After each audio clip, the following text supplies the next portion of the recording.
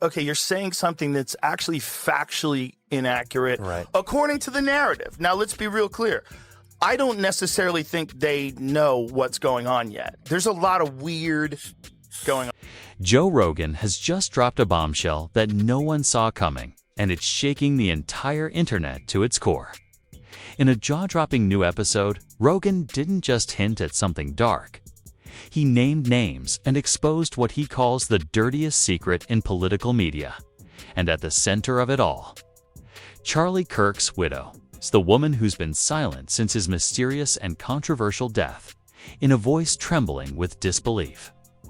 Rogan claimed he'd seen the receipts, describing private messages, leaked audio clips, and even encrypted emails that supposedly prove something massive and sinister was covered up after Kirk's passing.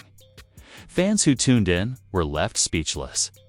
Within minutes, hashtags like #JoeRoganExpose and #CharlieKirk scandal began trending across every social platform. What was supposed to be a casual conversation about media manipulation turned into a full-blown expose that's now threatening careers, reputations, and long-buried alliances. Rogan's tone wasn't comedic or curious. It was furious. Something about this hit him personally. And the chilling part, he warned his audience that the real story hasn't even started yet. So what exactly did Joe Rogan uncover? Who's protecting Charlie Kirk's widow, and why? And what's inside the mysterious files that allegedly connect her to a network of hidden money, political favors, and erased evidence? This isn't just another celebrity scandal. This is something darker, something that could change everything. To understand the chaos Joe Rogan just unleashed, we need to go back to where this all began, long before the cameras, before the podcasts, before the whispers turned into headlines. Because behind the polished smiles, the political speeches, and the million-dollar media contracts, there was always something brewing beneath the surface, something everyone chose to ignore.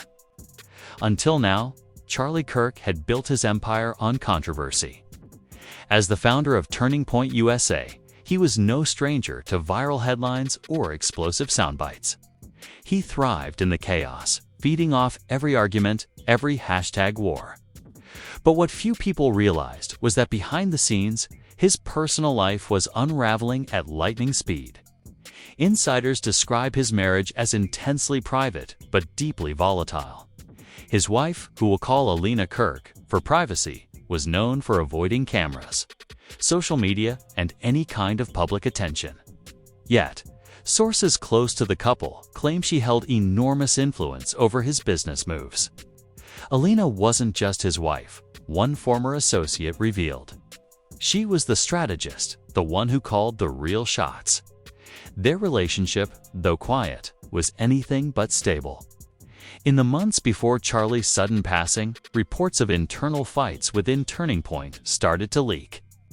Anonymous sources claimed Alina had been pushing for total restructuring, urging Charlie to cut out dead weight and protect their assets. But when Rogan hinted in his podcast that this restructuring might have been tied to something much bigger, fans began to connect the dots. You see, just 3 weeks before Charlie Kirk's unexpected death, financial watchdogs noticed something strange. A series of rapid money transfers from Turning Point's private accounts to anonymous shell companies in the Cayman Islands. On paper, the sums looked like routine business movements. But the timing? Unnervingly close to the night, everything changed. Charlie's death was labeled a tragic accident. The official report claimed he suffered a sudden cardiac arrest after a weekend retreat in Arizona. But skeptics never bought it. He was in perfect health, surrounded by trusted friends. And hours before his passing, he'd posted a cryptic message on X, formerly Twitter. "If anything happens to me, just know it wasn't random." That post vanished minutes later. Deleted, no explanation, no backup. Just gone now. Joe Rogan says he's obtained unfiltered audio from that weekend, private recordings allegedly made by one of Charlie's team members. According to Rogan, what's on those tapes completely changes how you view everything. During his latest episode, he stopped mid-sentence, looked directly into the camera, and said, "When I tell you this wasn't just an accident, I mean it." Someone made sure we'd never hear Charlie's side of the story. Fans froze. What started as a discussion about misinformation suddenly turned into a direct accusation, not against politicians or corporations, but against the people closest to Charlie. After his death, Alina disappeared from the public eye. No interviews, no statements, no morning posts, nothing. Some said she was devastated. Others said she was strategically silent. But then, in the shadows of the internet, rumors began swirling that she had quietly sold off several of Charlie's media assets. An anonymous Reddit post claimed she was liquidating digital properties under false LLCs. That post, too, disappeared within hours. Joe Rogan's sources claimed the missing data from those transactions, encrypted ledgers, hidden accounts, offshore wires were all flagged by federal agencies but buried under national security exemptions. Why? That's the million-dollar question. And according to Rogan, the only person who seems to know the answer is Alina. To make things even murkier, days before Rogan's episode aired, an anonymous email was leaked to several journalists titled, "The Widow's Fund." Inside were screenshots of what appeared to be private texts between Alina and a political consultant discussing how to redirect donations quietly and protect the family narrative. The email was unsigned, but one name appeared in the metadata: J.R. Joe Rogan. Fans went wild. Had he been in contact with her? Or was someone framing him? The timing was suspicious. Just 24 hours after that leak, Rogan announced he'd finally seen the real documents about Charlie's death. And then, during his broadcast, he let out that chilling line, "It's not about politics anymore. It's about power, control, and who's willing to destroy everything to keep a secret." Since then, online investigators, Reddit detectives, and podcast fans have been dissecting every frame of that episode. What did Rogan mean by destroy everything? Was he talking about evidence, people, or reputations? Even the body language experts got involved. One viral TikTok claimed that Rogan's tone shifted the moment he mentioned Alina's name from curious to cautious, almost fearful. Others noticed how he avoided eye contact with his co-host, as if he knew he was saying something he wasn't supposed to. And yet, despite the massive storm that followed, Alina hasn't responded publicly. Not a single word. Some believe she's hiding. Others say she's preparing her own legal counterattack. But one thing's clear: Rogan didn't stumble upon this story by accident. He's been chasing it for months. And according to insiders, he's not done yet. Because behind that explosive expose lies a deeper mystery, one that could connect political media, offshore accounts, and a truth too dangerous for public release. And if what Rogan hinted at next is true, the widow's silence isn't about grief. It's about guilt. It was supposed to be just another episode of the Joe Rogan Experience. The usual rhythm, laughter, tangents, unexpected guests. But somewhere between casual banter and conspiracy chatter, Joe leaned forward, took a deep breath, and dropped a line that would ignite a firestorm across the internet. Charlie Kirk didn't die the way they said he did. And his widow knows exactly what I'm talking about. The studio went silent. Jamie, his longtime producer, froze mid-click. Rogan's guest, a former intelligence analyst named Cal Andrews, looked visibly stunned. For a full 3 seconds, no one spoke. Then Rogan pressed a button on his console and played a clip that hadn't been heard by the public until that moment. It was grainy, muffled audio. You could hear voices in the background, male and female, tense, urgent. One of them sounded eerily like Charlie Kirk. "They told me to keep quiet. But I can't. If this gets out, it's not just me. It's everyone. Then static. Then a female voice. Calm, cold, unmistakably composed. Charlie, we've talked about this. It's not the time. Just let it go. Rogan hit pause. The silence was deafening. That voice, he said, looking directly into the camera. That's Alina Kirk. The internet exploded. Within minutes, clips from the episode were ripped, re-uploaded, and analyzed frame by frame. Hashtag Alana Kirk and hashtag Charlie Tape began trending simultaneously. Fans flooded social media with wild theories that the audio was from the night before Charlie's death, that it was staged, or worse, that it was part of a larger operation to control information surrounding his empire. Insiders close to Rogan claimed that wasn't even the most damning part of the tape. He allegedly has 3 more recordings, one of which is said to capture a heated argument between Alina and a financial handler just hours before Charlie's collapse. The handler, whose identity remains secret, allegedly warned her about what could happen if the wrong account gets traced.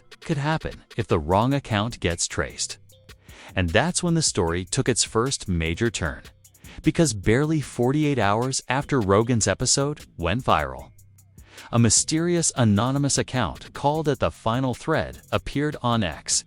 The account claimed to have access to the full Kirk archive, over 300 encrypted files, allegedly pulled from a private cloud linked to Charlie's company. The account posted only one message before disappearing. Rogan only showed you a fraction. The truth will bury her. Screenshots of this post spread like wildfire. Major outlets picked it up, but by morning the account had vanished, scrubbed completely, even from cache. No IP trail, no metadata. Nothing, then came the leaks. On Reddit's r/conspiracy hub, a user posted what they said was an internal turning point memo labeled emergency. Transition plan post-CK. The document outlined contingency instructions to secure all primary holdings and restructure financial leadership under Directive EK, Alina Kirk's initials. The kicker. The document was dated 3 days before Charlie's death. That leak alone could have destroyed her credibility. But Rogan wasn't done. The very next day, he went live again, this time sounding angrier, more personal. I'm not accusing anyone of anything, he said. But these files, they're not made up. They're real. And someone out there doesn't want you to see them. During the episode, he revealed an email chain allegedly between Alina and an unknown recipient titled Asset Reallocation. In it, she discussed minimizing visibility and reframing public perception. Post-crisis, Rogan emphasized those words, post-crisis, and asked the question everyone was thinking. Was she preparing for his death? The shockwaves hit instantly. Alina's lawyers issued a vague statement calling Rogan's claims a dangerous invasion of privacy and gross misrepresentation. But their wording only made it worse. They didn't deny the existence of the emails, and that's when the second wave of chaos began. The fans turned into investigators. TikTok. Detectives began syncing Charlie's last known movements with public data.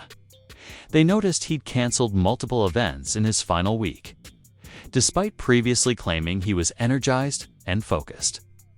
GPS logs from his private jet, publicly available through flight tracking sites, showed an unregistered stopover near a private airfield outside Tucson, Arizona. According to one user who dug into the data, that airfield is known to be frequented by political consultants tied to offshore finance firms. The implications were explosive.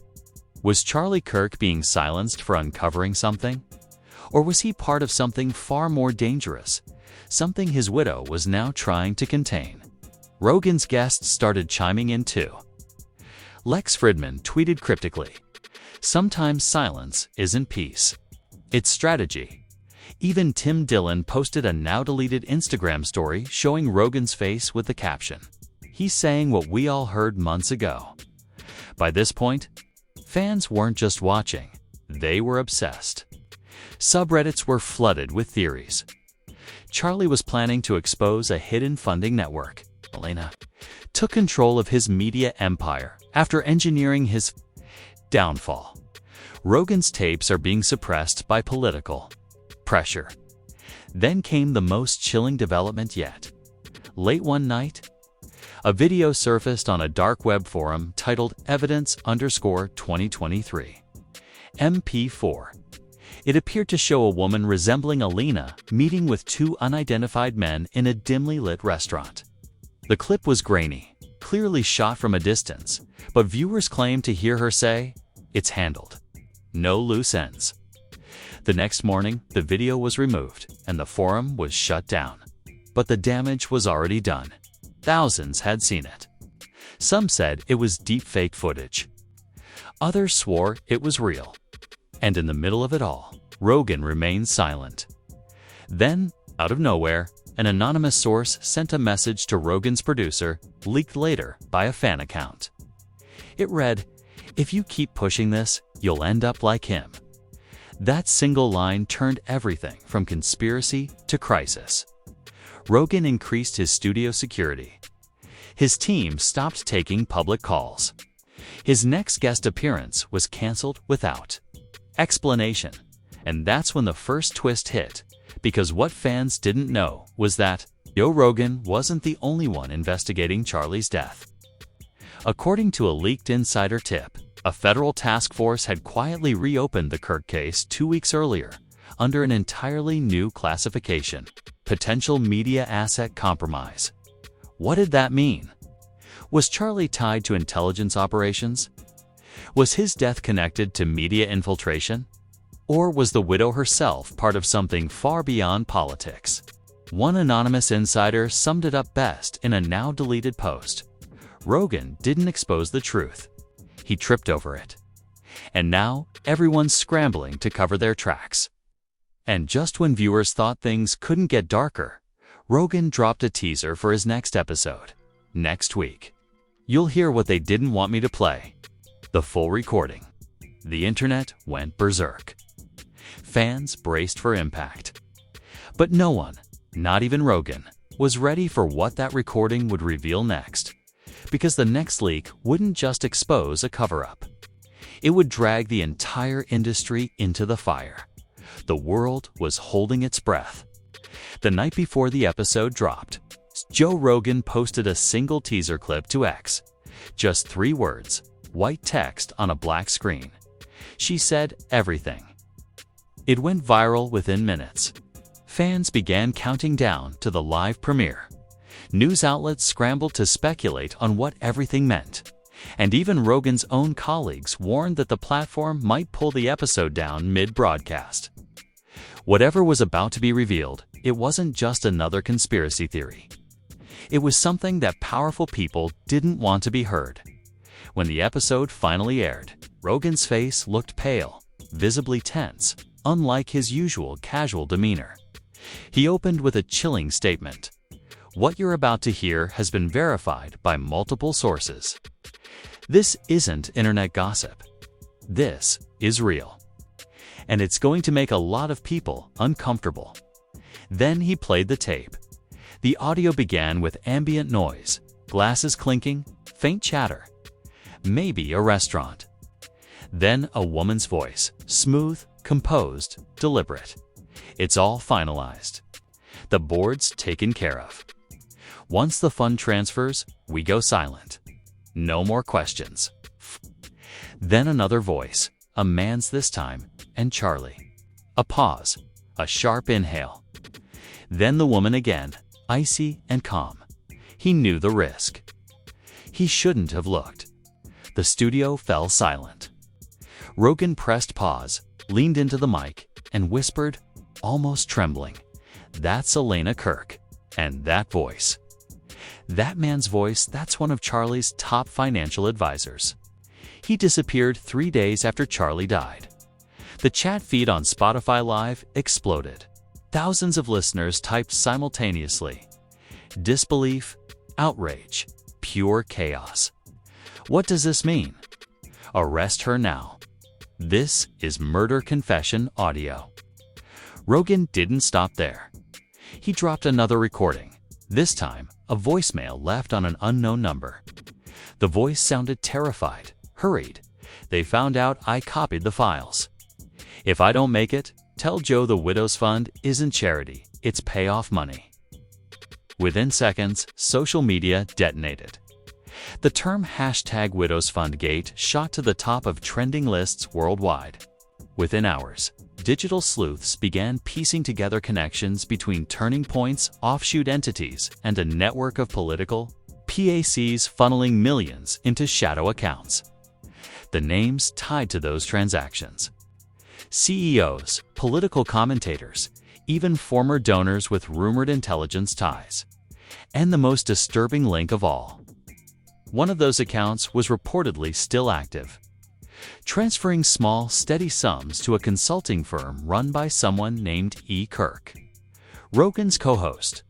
Stunned, muttered, "So she's still cashing in." Rogan didn't answer. He just stared at the camera, jaw clenched. Then came the second shockwave. Not 24 hours later, Alina Kirk resurfaced, for the first time in months. But instead of a public statement, she appeared in a highly polished, pre-recorded video sent to a select group of journalists. Wearing all black, sitting in an immaculate white room. She addressed the rumors with unnerving composure. "I am aware of the false information being spread. My husband's passing was a tragedy, not a conspiracy. Joe Rogan is exploiting my grief for views, and I will not engage further." She didn't deny the recordings. She didn't even mention the fund.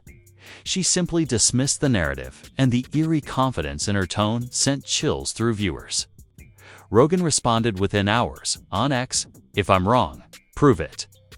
Release your emails. Let the public see." That post was viewed over 30 million times in a single night. Then, something no one expected. Spotify began quietly removing segments of the episode from search results. Clips disappeared from YouTube re-uploads. Entire channels were taken down overnight. Theories erupted. Was Rogan being censored? Were higher powers stepping in to protect Alina? Or was this proof that the story was spiraling beyond anyone's control? A supposed leaked memo from Spotify's internal moderation team surfaced hours later on Reddit. It read, "Pending legal review.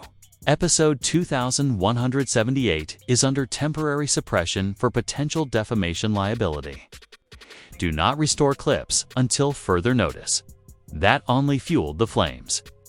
Fans accused the platform of corporate silencing.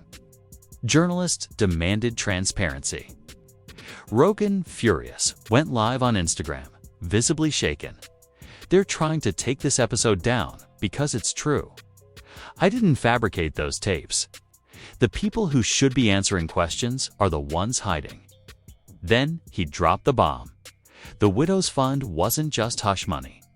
It's connected to campaign donations, redirected, laundered, cleaned, and fed back through media contracts.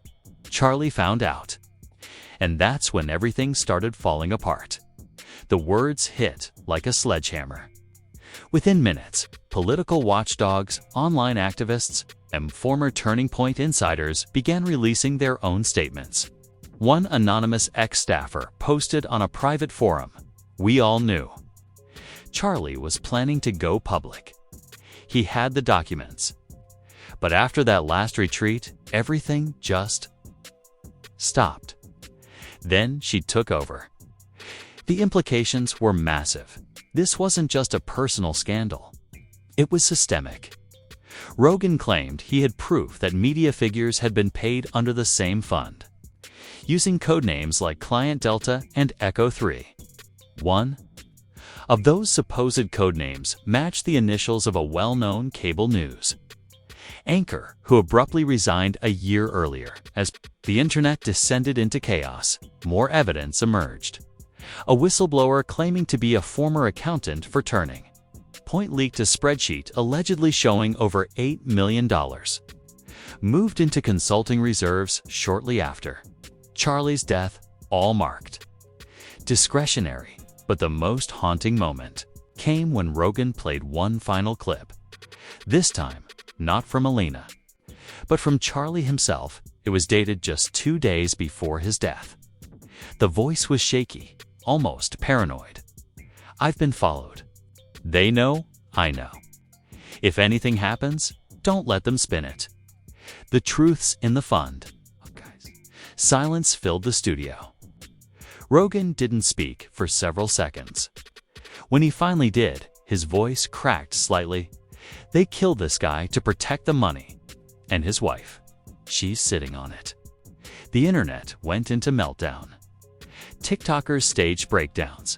YouTube analysts released emergency live streams. Then podcasts across every political spectrum began dissecting every second of Rogan's episode. Some called him a hero.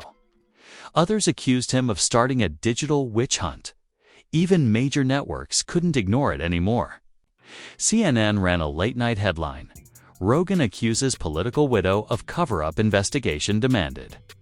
But then, the unthinkable happened. Rogan's studio was raided. Not by the police, but by private security contractors allegedly working for Spotify's legal department. They confiscated hard drives, deleted backup copies, and issued a cease and desist against further publication. Yet, in true internet fashion, fans had already downloaded everything.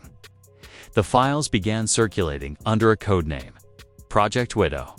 And inside those files, buried deep within audio metadata, was something even Rogan hadn't noticed. A date stamp that proved the conversation he played was recorded the night before. Charlie's death, that revelation broke the story wide open. Suddenly, what seemed like conjecture turned into circumstantial evidence. Online investigators began matching timestamps, tracing call logs, even identifying the restaurant in the recording. And when one fan matched the background sound, a distinct jazz track, to a Scottsdale lounge, Alina was photographed at that same night. The internet lost it. It was undeniable. She was there. The night before Charlie died. Talking about no loose ends. At this point, even Joe Rogan looked terrified. His next post was brief, cryptic, and almost pleading. "They told me not to release the rest. I might have gone too far." Within hours, Rogan went offline. His account stopped posting. His next scheduled guest episode was canceled without explanation. Fans feared the worst, and that's when another recording surfaced, not from Rogan, not from Alina, but from someone claiming to be inside Spotify. The anonymous whistleblower said in a distorted voice, "He's safe." But what he uncovered isn't done. There's more, much more. And that's when the internet realized this wasn't the end. It was only the beginning. The next 48 hours after Rogan's disappearance were absolute chaos. Every corner of the internet, YouTube, TikTok, Twitter, even fringe forums was ablaze. Millions of users demanded answers, celebrities weighed in, and media outlets scrambled to keep up with the spiraling story. What started as one man's explosive podcast had morphed into a cultural earthquake, shaking the foundations of trust, politics, and fame. News anchors couldn't contain their shock. CNN's late-night panel looked pale as the host nervously asked, "Are we watching the collapse of political media credibility in real time?" On Fox, pundits accused Rogan of weaponizing conspiracy for clout. MSNBC called it a dangerous attack on grieving families. But none of that mattered to the online crowd. The people weren't listening to the talking heads anymore. They were listening to each other. Across Reddit and Discord, digital detectives were connecting dots faster than any newsroom could. A viral post on our True Crime Tapes, titled "Project Widow Timeline, Full Evidence Thread Racked Up 3 Million Upvotes Overnight." It contained everything: timestamps, screenshots, flight records, even satellite imagery allegedly showing Elena's car parked near that Scottsdale restaurant the night of Charlie's death. "It's not a theory anymore," one commenter wrote. "It's math." Meanwhile, major celebrities began choosing sides. Elon Musk tweeted a simple phrase, "Joe's not wrong," and deleted it 5 minutes later. That single post sparked 12,000 retweets before vanishing, igniting speculation that he'd been warned to take it down. Kim Kardashian reposted a fan's TikTok saying, "Imagine finding out your husband's death wasn't random," while actress Megan Fox commented under a viral Rogan clip, "This story feels cursed." Even political figures couldn't stay silent. Anonymous insiders claimed 2 members of Congress had privately requested that the Department of Justice review potential criminal evidence connected to the Widows Fund. A whistleblower account named @InsiderZero posted what looked like a redacted memo showing active surveillance on Rogan's production team, something that terrified fans and outraged free speech advocates alike. By now, the fandom had fractured into 2 camps: #Team Rogan and #Protect Elena. The first group was relentless, posting theories, sharing memes, spreading evidence. The second group, smaller but aggressive, claimed Rogan was part of a disinformation PIOP meant to manipulate public opinion. The #war became its own battleground. TikTokers made documentaries in real time. YouTube channels ran hour-long breakdowns with titles like Charlie Kirk's Death, The Secret Files They Erased, and Joe Rogan's Final Broadcast, Decoded. Clips of Rogan's trembling voice saying, "She said everything" became audio for thousands of edits fans, slowing it down, distorting it, layering it with ominous music. Every view, every repost made the story bigger. Then came the most chilling trend. People began reporting sightings across the country. Users posted shaky phone footage claiming to have spotted Joe Rogan in remote locations: gas stations, hiking trails, airports. Some clips clearly weren't him. Others were eerily convincing. In one viral video, a man resembling Rogan was seen talking to a hooded figure in an underground parking lot. The caption read, "He's not hiding. He's running." Meanwhile, Elena's camp went into overdrive. Her lawyers filed emergency injunctions against unauthorized use of private recordings, threatening to sue anyone distributing the leaked files. But that only made things worse. You can't stop the internet every attempt to silence. It made people more convinced the leaks were real. Then came the celebrities who fanned the flames even more. UFC fighters began tweeting cryptic messages of support. One said, "Joe's fighting a different kind of battle now." Russell Brand posted a video titled, "They'll silence anyone who knows too much," which hit 5 million views in 3 hours before being mysteriously demonetized. Even Dave Chappelle hinted during a stand-up show. You ever notice when someone tells the truth, they suddenly disappear for a little while? Podcasters everywhere took sides. Logan Paul accused Rogan of creating a moral panic. Lex Fridman went quiet. But the loudest voice of all came from someone no one expected: Edward Snowden. He tweeted, "If Rogan's evidence is real, it's not a conspiracy, it's an operation, and it's still active." That single tweet blew the story out of the internet bubble and into international headlines. European news outlets began covering it as if it were a geopolitical scandal. Hashtags translated into dozens of languages. Protesters in New York and Los Angeles carried signs reading, "Where is Rogan?" and "Justice for Charlie." Spotify's silence was deafening. Employees leaked internal Slack messages revealing chaos inside the company. Executives arguing over whether to pull Rogan's show completely or contain the narrative. Screenshots showed one frantic message from a manager saying, "Legal is panicking. The files aren't delectable. They're decentralized." Then, In a bizarre twist, Rogan's official Spotify profile briefly updated, no new episode. No public message, just a single description change. Message, just a single description change. Truth costs blood. Theories exploded. Had Rogan hacked his own account? Was someone sending a warning? Or was this proof he was still alive and in hiding? The entertainment industry couldn't escape the ripple effect either. Sponsors began pulling back from anything remotely tied to the scandal. Advertisers paused campaigns, citing brand safety concerns. A-list celebrities started unfollowing Elena's verified profiles. Her foundation's website crashed after users flooded the donation link, demanding transparency. And then, the screenshots hit. A well-known tabloid released exclusive photos showing Elena arriving at a private jet hangar at 3 a.m., surrounded by 2 unidentified security guards. The accompanying headlines screamed, "The widow flees, Elena Kirk seen leaving us amid Rogan fallout." Her legal team immediately denied it, calling it a generated fabrication. But flight data from Scottsdale's municipal airport confirmed a private Gulfstream had departed that same night with no listed passengers.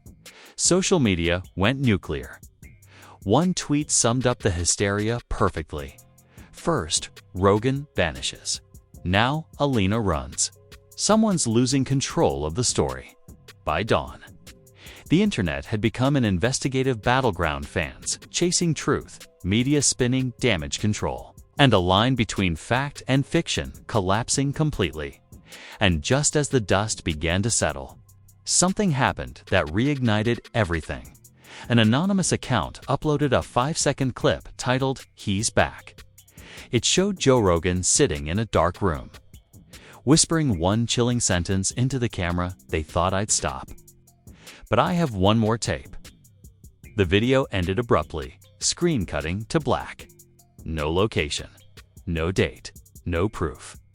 But one thing was certain, this story was far from over. The internet froze. The 5-second clip, Rogan's voice, low and trembling, saying "I have one more tape," hit harder than anything that came before. Every corner of the web erupted in synchronized chaos. Hashtags like #RoganReturns, #FinalTape, and #They Can't Silence Joe trended within minutes.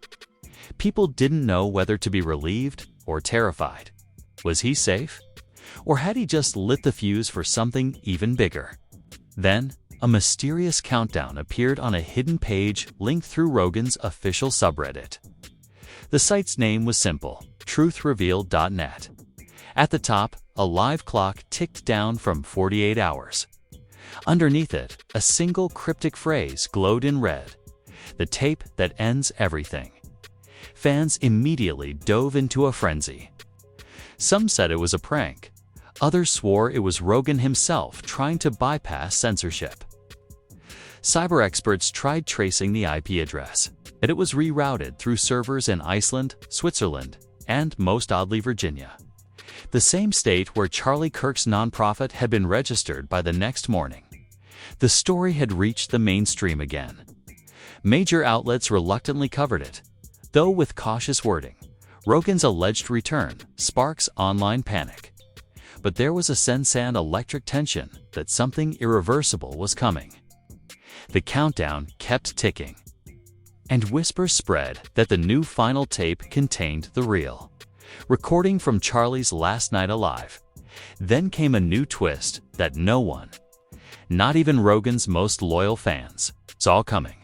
At exactly 10 p.m. the night before the countdown was set to end, an audio file appeared on an encrypted Telegram channel known for whistleblower drops. Its title, LastSupper.mp3. Within seconds, copies spread everywhere. Twitter, Reddit, private discords. The voice that opened the tape was unmistakable. Joe Rogan. He sounded exhausted, scared, but determined. "If you're hearing this, it means I didn't make it to the release. But you need to know Charlie's death wasn't about money. It was about control. They own everything. The media, the platforms, even the narrative about me. But there's something in the footage they can't erase. Something they didn't see coming. Then, static. A distorted shift. Then, another voice. Deeper. Colder. A man's voice saying, "You shouldn't have recorded this, Joe." The file cut off right there. The internet went berserk. Was it authentic? A deep fake? A warning? Fans tried to analyze the waveform, matching Rogan's voice patterns. Audio engineers claimed it was real, no sign of artificial modulation. Others argued it was all part of a psychological game meant to distract the public. But one chilling discovery shut down the debate in the metadata of the leaked audio. The timestamp read November 3rd to 11:13 p.m., matching the exact moment Rogan's team reportedly lost contact with him weeks earlier. Meanwhile, Alina Kirk, still silent, was suddenly spotted again. This time in footage from London's Heathrow Airport. Wearing oversized sunglasses and a gray trench coat, she looked directly at the camera before stepping into a black car. One bystander claimed she muttered something under her breath. It's already too late. That single moment reignited the flames. Had she heard the leak before it went public? Was she running from something or to someone? And then came the most horrifying twist yet. A second anonymous post appeared on truthrevealed.net after the countdown reached 0. Instead of a video, there was only text, 12 lines written in plain white font. The message read, "The tape you heard isn't the end. It's the beginning." Charlie found something in their servers. A file labeled Project Veil. It connects names you all know. Politicians, CEOs, media moguls. And yes, her. They erased him for finding it. I have the file now. If anything happens to me, it auto-releases. They can't stop it this time. JR, the signature JR set off an earthquake. It was unmistakable. Joe Rogan wasn't just exposing corruption anymore. He was declaring war on the system itself. Within minutes, Truth Revealed net crashed. Some claimed it was overwhelmed by traffic. Others said it was forcibly taken down. The domain vanished, replaced by a government placeholder message reading, "This site has been suspended due to a violation of federal law." Conspiracy channels exploded. Analysts speculated that Project Veil referred to a covert media control operation, one allegedly designed to manipulate digital news, algorithms, and political sentiment using influencer networks. Names were thrown around: billionaires, tech CEOs, even former world leaders. Nothing confirmed, but everything plausible enough to terrify the public. Then, as chaos peaked, one last video surfaced. It appeared on Rogan's verified Instagram account for less than 3 minutes before being deleted. It showed him in a dimly lit room, eyes tired but burning with conviction. You wanted the truth. You got it. Now keep it alive. And then the feed went black. Within an hour, the account was wiped clean. Spotify issued a sterile statement claiming Rogan is on extended hiatus for personal reasons. Elon Musk posted a cryptic emoji and eye. The FBI denied involvement. And Alina Kirk's whereabouts? Unknown. But perhaps the most disturbing development came days later. A mysterious package arrived at a small independent journalist's office in Austin, Texas. Inside one USB drive labeled Veil-01. No one knows what's on it yet. The drive is encrypted, locked behind a 16-digit key. But whispers online claim it holds the full video of Charlie. Kirk's final nighttime proof of everything Joe Rogan risked his life to expose. And just like that, the world realized something terrifying. The truth wasn't destroyed. It was waiting. Because if there's one thing this story has taught us, secrets never stay buried forever. So now the question everyone's asking, what happens next? Because after everything that's come out, the secret funds, the tapes, the disappearances, one truth is impossible to ignore. This story isn't over. Not even close. Joe Rogan may have vanished, but his message hasn't. The Widow's Fund. The missing USB labeled VEILO1. Elena's flight out of the country, all of it points to something far deeper, darker, and more dangerous than anyone imagined. And you, yes, you watching this right now, are part of it. The only reason this story hasn't been buried forever is because the public refuses to stop asking questions. Because millions of people like you are demanding answers. So here's what I want you to do. Drop your thoughts below. Do you think Joe Rogan is still alive? Do you believe Elena was part of Charlie's death? Or do you think all of this is part of something even bigger? Something the public isn't ready to hear yet? Don't just comment, debate, argue, expose. Because the moment this story goes quiet, they win. Every share, every like, every discussion keeps the truth alive. And believe me, this is exactly the kind of story they don't want trending. And remember, this is only the beginning. The countdowns, the missing files. The encrypted USBs, they're still out there. Somewhere, waiting. So if you want the next chapter, the truth about Project Veil and the real reason behind Charlie Kirk's death, hit that subscribe button, turn on notifications, and get ready. Because when the next leak drops, it won't just change this story. It'll change everything we thought we knew about power, truth, and who's really controlling the narrative. This isn't just entertainment anymore. This is history in real time. Stay alert, stay skeptical, and stay loud. The truth is coming. Stay loud. The truth is coming.